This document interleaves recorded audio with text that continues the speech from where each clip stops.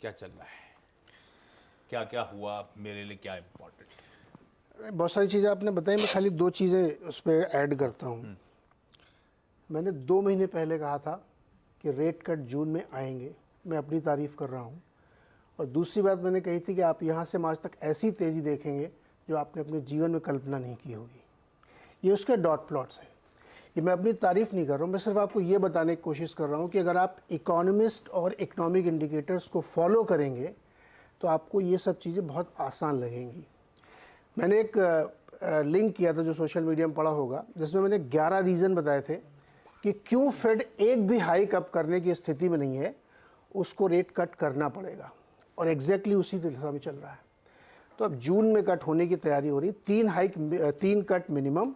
उसके बाद ये तय होगा कि 2024 कैलेंडर ईयर के बाद किस तरह हाइक होगी। मार्केट ने इसको रिजवाइज किया कल ज़बरदस्त तरीके से। बड़े से ज़्यादा छोटे इंडेक्स चले हैं। जो स्मॉल कैप इंडेक्स रसल है 3.5% चला है कल, वो बहुत ही बड़ी तेज़ी थी।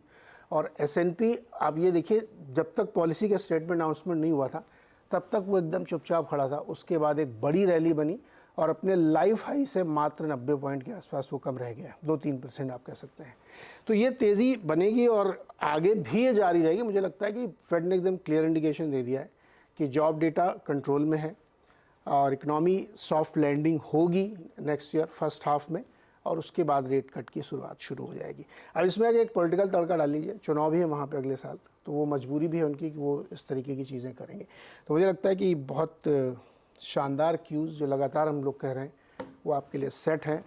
अब आपको अपनी पिच पे खेलना। एक खाली इंटरेस्टिंग पॉइंट ये है कि डॉलर वीक हुआ है तो गोल्ड भी 2000 के डॉलर फिर ऊपर निकल गया है। अगेन ये वार्निंग नहीं है, केवल आपको ध्यान रहे इसलिए बता दे रहा हूँ कि अगर गोल्ड ऐसे ही चलता रहा तो फिर एक डिफरेंट कहानी भी कुक होती रहेगी। वो मैं आपको वक्त आने बताऊंगा। ये है भाई साहब बढ़िया से ग्लोबल संकेत।